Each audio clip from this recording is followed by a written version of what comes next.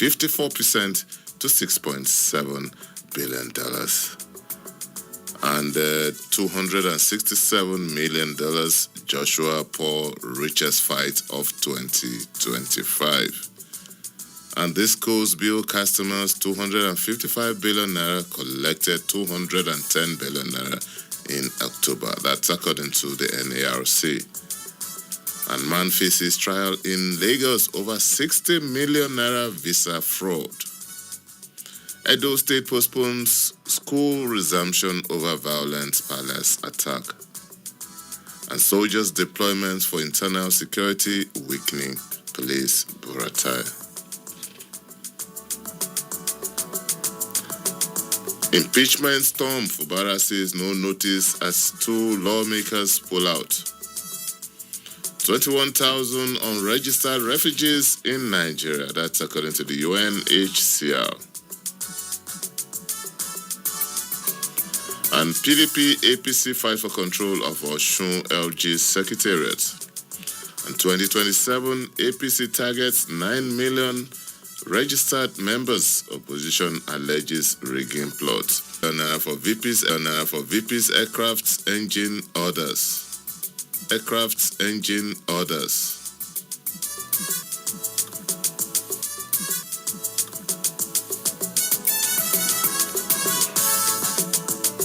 All right, we move on to the Vanguard newspaper now. How manufacturing sector can grow in 2026. That's according to experts. And Rivers crisis, why Fubara is yet to receive impeachment notice.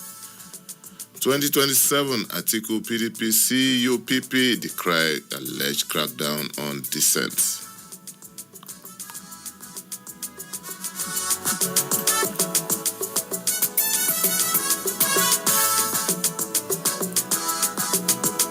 All right, we move on to the Vanguard newspaper now. 60 newly employed CBN staff lament delay deployment 28 months after APC stakeholders wade into Rivers crisis impeachment plots. And Disco's record 92.93 billion naira shortfall in October as collection efficiency wanes. NBS allays fears over December inflation spike as Obi warns of poverty. NAFDAC assures Nigerians of safety of Nestle infant formula sold locally. NCS introduces new operating standards for courier companies. And 32 vessels to arrive Lagos with petroleum products, food, says NPA. Governor Mutfwang foresees better Nigeria. Jang denies asking governor to resign.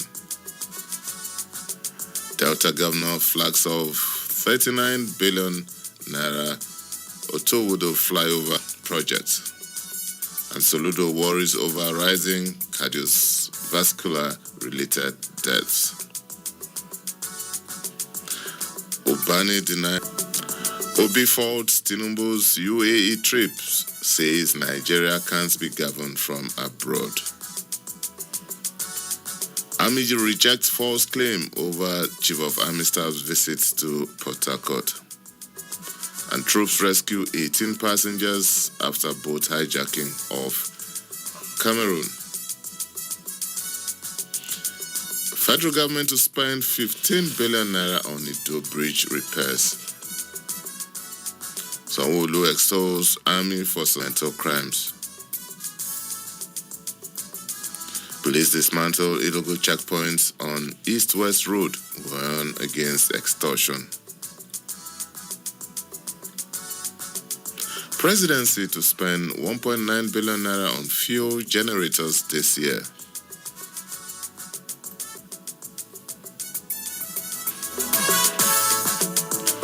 We move on to the Sun newspaper now.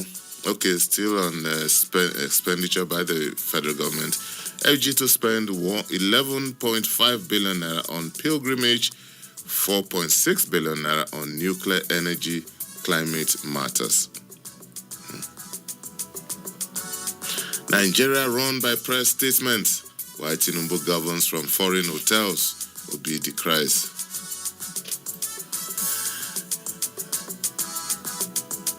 U.S. strikes in Nigeria killed 155 Lakarawa terrorists. And federal government to spend 11.5 billion naira on pilgrimage. Yes, we saw that earlier.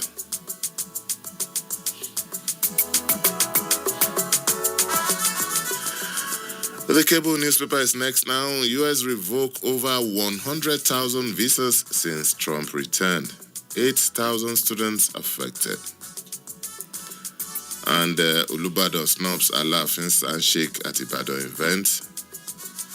Court remands 52 anti-kidnapping protesters in Edo over alleged vandalism. And former Governor Fayose saying ADC risk irrelevance without Obi as its 2027 presidential candidate. And the sad story here of Accra of Badagry has joined his ancestors at 89.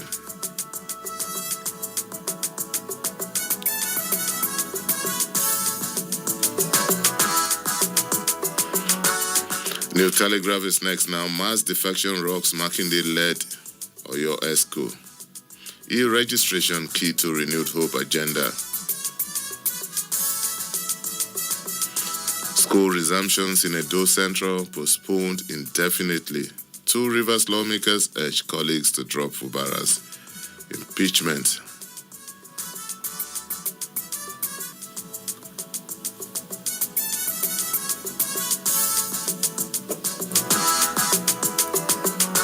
We move on to the Nation newspaper now. Alaafin Olubadan supremacy rift deepens. And Lagos Sokoto Highway to unlock businesses in 6 states, says Umahi. And from the CDS, that's the Chief of Defense Staff, military will defend democratic values, ensure peace, security. Nigeria, UAE seal deal on trade, agri manufacturing. Lawmakers Pandev initiate Fubara Assembly reconciliation.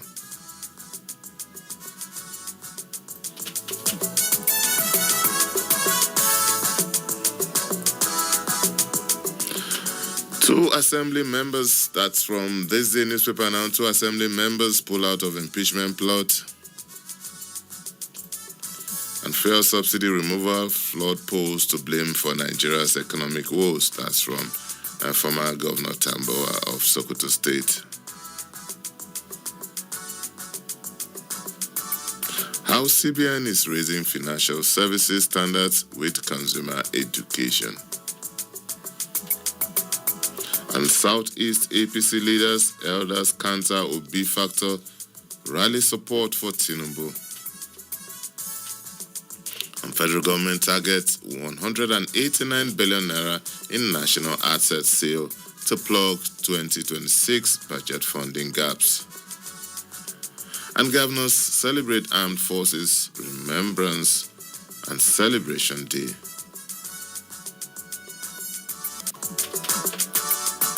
We move on to the Daily Trust since 1999. Soldiers' deployment for internal security weakening. And 2027, Tamboa welcomes foreign intervention for credible polls. Generator fumes kill 6 family members in Rivers State. A sad story there. FCTA to spend 73% of budget in Maitama. This plan. Okay, flashback 1999. The Tribune newspaper is next now. Tinubu absent when Nigeria needs him most. Peter Obi. LG account Osun files charges against banks officials. And how illegal miners bandits combine to attack Old Oyo National Park. Defections, deaths, courts ruling wipe out Labour Party in Senate.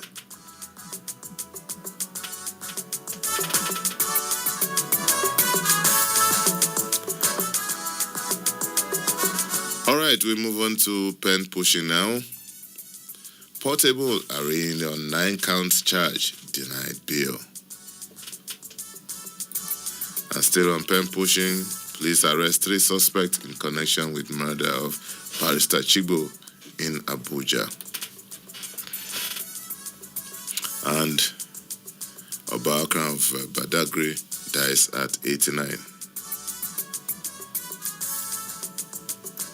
Trump administration revoke over 100,000 visas in 2025. Those are headlines from penpushing.com. You can check out the paper for more stories. It's yours. We'll take a short break now. When we return, we'll look at the stories in details. It's still Super Citizen Newspaper Review, Citizen 93.7 FM, Abuja. Please don't go away. The program returns shortly.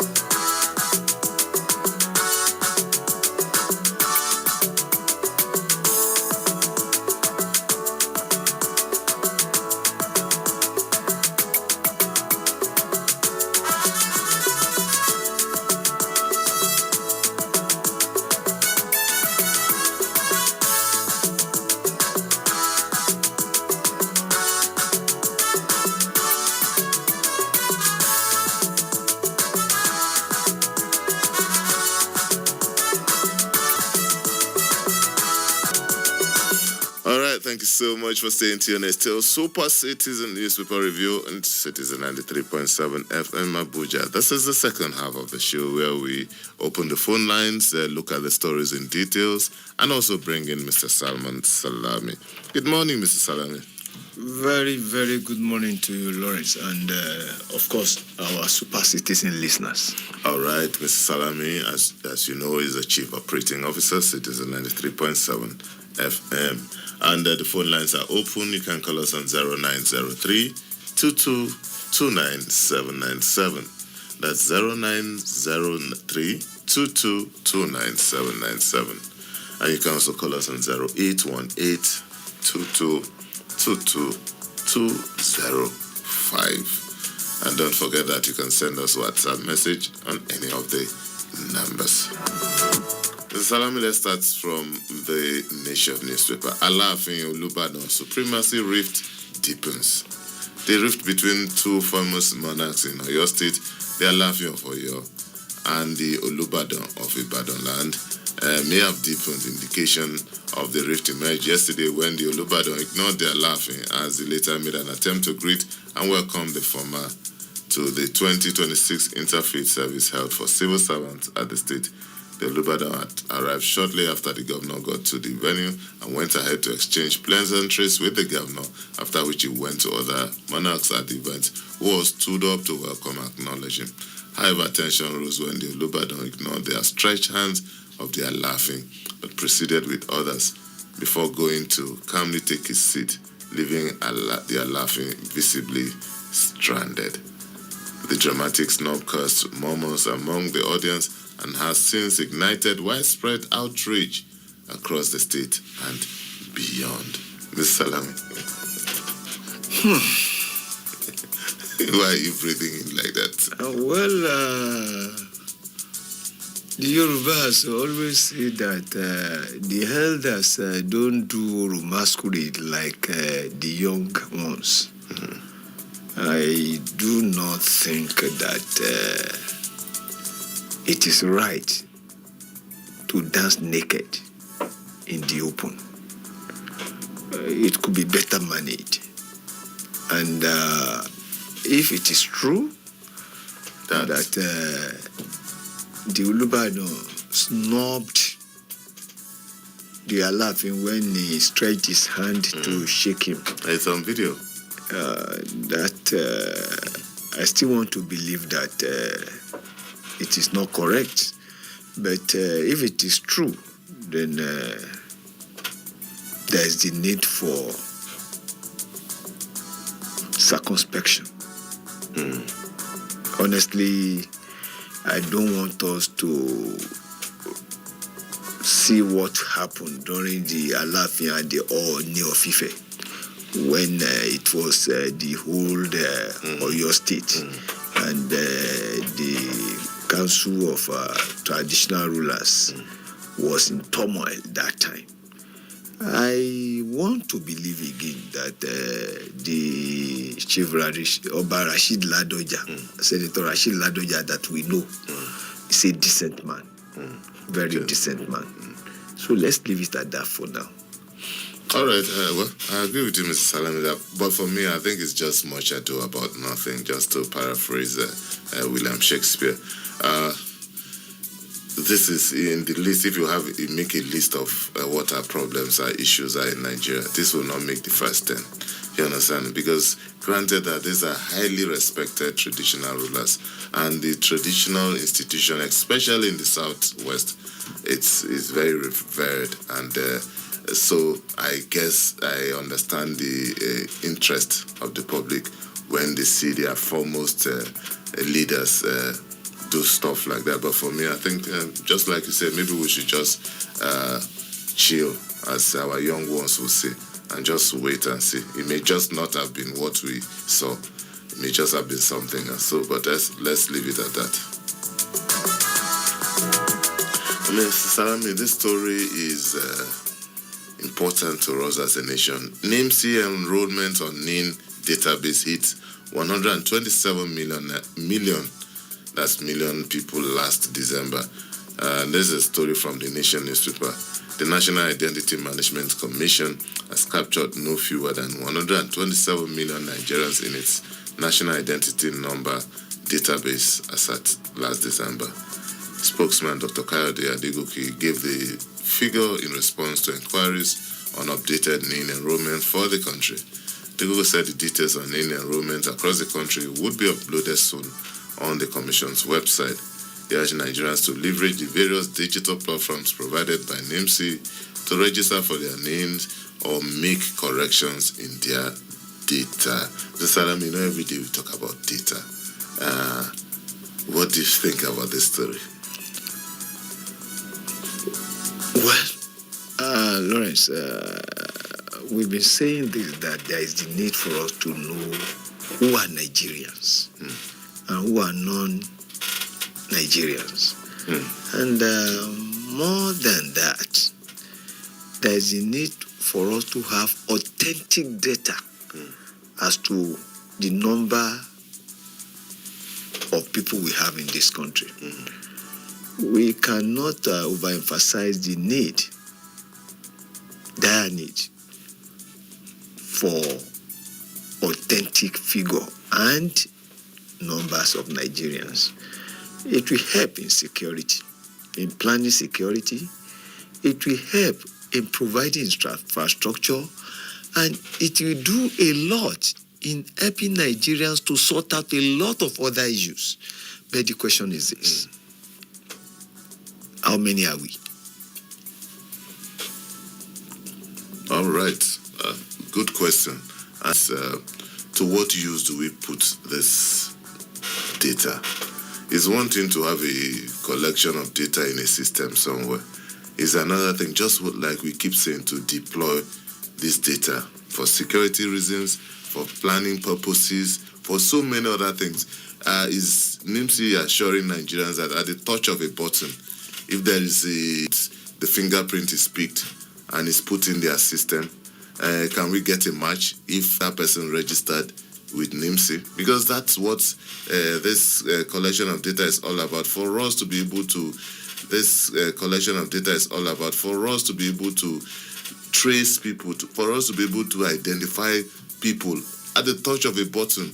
Once you have a hit or you have a photograph somewhere and you feed it into the system and you narrow it down to get date of birth, place of residence, age, different information at the touch of a button. That's what data is all about. And it's not just to collect 200 million people and just somewhere. And if we have this and we plan ahead, there's no point other institutions replicating this.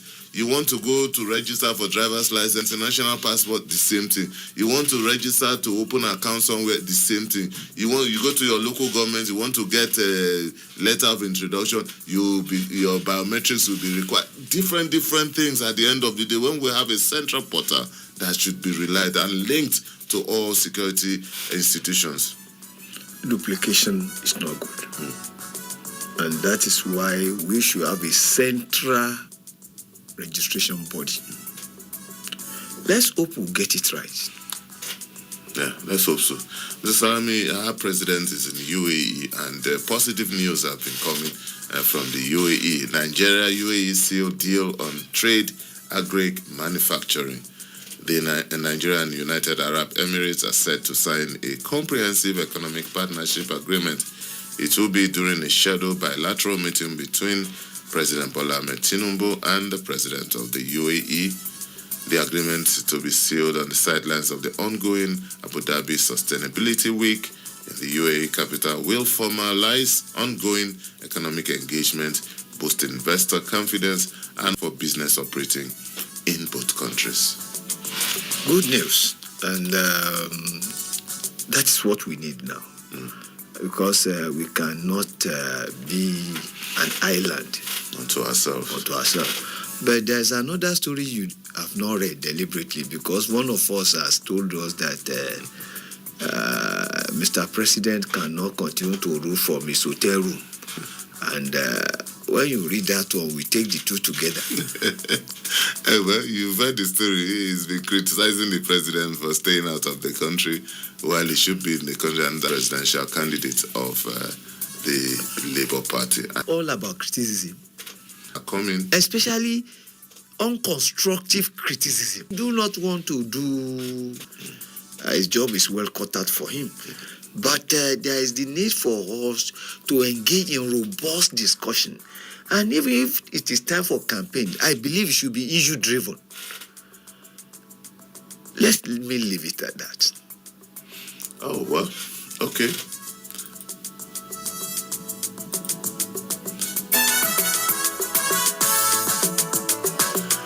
It's still newspaper review, Super Citizen newspaper review on Citizen 93.7 FM Abuja. The phone lines are still open. You can call us on 0903 22299797 or 0818 2222205. Military will defend democratic values, ensure peace and security. That's from the Chief of Defense Staff. The Chief of Defense Staff, General Oluyemi Oluyede, has assured President Bola Tinubu and all Nigerians of the armed forces' commitment to defending the nation's democratic values and ensuring peace and security. He also assured that the military high command will continue to foster highly professional armed forces with a collective mindset geared towards meeting its constitutional responsibilities.